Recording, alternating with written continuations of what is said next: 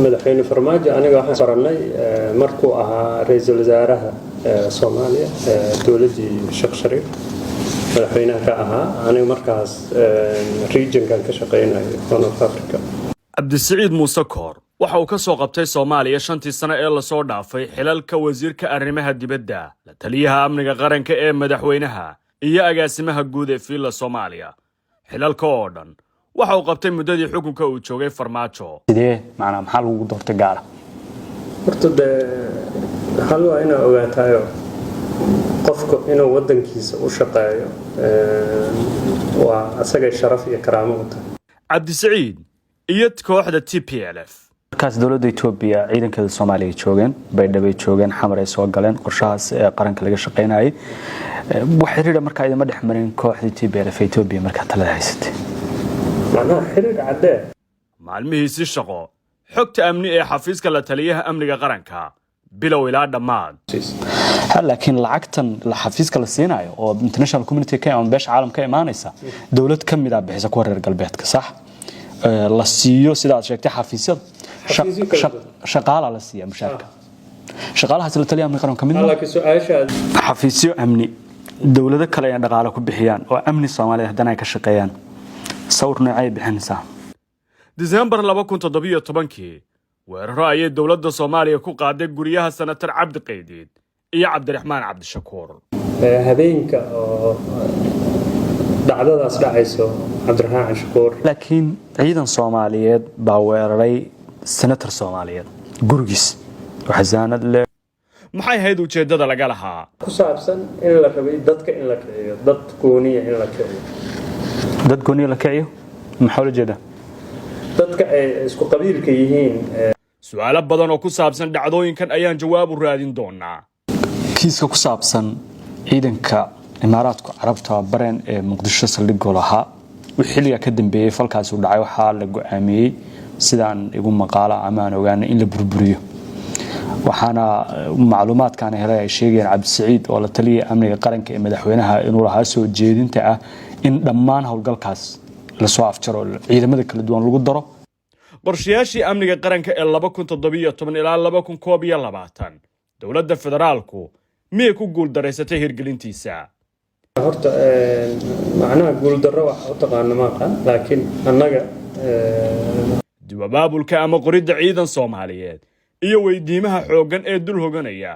bilowga ilaa dhamaadka maamul goboleed inuu dhaho annaga nasiiya qofka madaxda oo aniga isii 500 oo 500 oo ilmaadeeradiisa ku keeno oo wayna miyaad aragteen ciidan tiri 500 nasiiya aan soo xulan anaga laakiin siyaasadda oo adeegsan ciidanka ragga hadda jooga weliba madaxda ka dawladda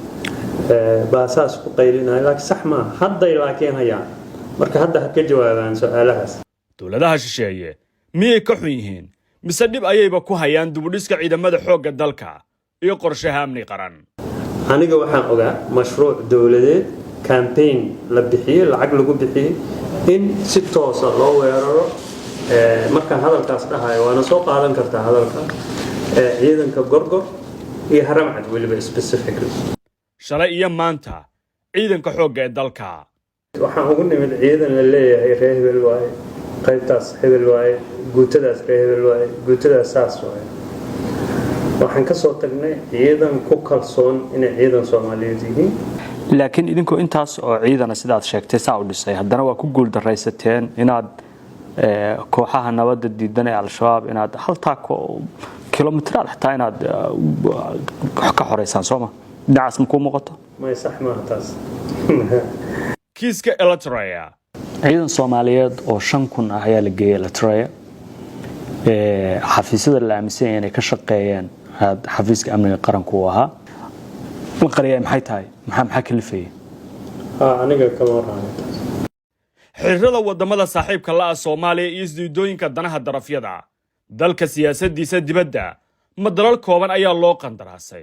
am hayraado ama badna laakiin hubkaas jiray dawladda Soomaaliyeed ee Masar inay siiso ay ku tala gashay in la soo qaado la keeno Soomaaliya ma dhicin maxay u dhicay ما لكن هوكا نجا طيبان نجا كير maadaama cunaqabataynta iyo hubka register gareyntiisa laakiin hubkan oo aad u baahnaydeen awgeed Soomaaliya oo waliba approvalka aad sheegtay in xafiiskaagu bixiyay approval u siinaa hadana ogolaan okay marka maxaa loo keen waay marka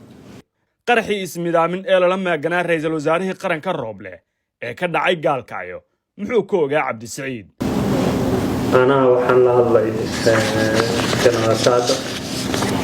waxaan ku eray daqiiqada ka hor ilaahay markii xagga joogta maxaa ay dawladda doonaysay in ra'iisul wasaarihii Soomaaliya iyo madaxweynihii state-ka xiliga martida u ahaa in la qarxiyo oo falka noocaas la abulo wax yar ma aha wax sahlan ma aha dad Soomaaliyeed oo muhiim ah ayaan ku dhintay maxay ahayd dawladda arintaas ka shaqeynaysa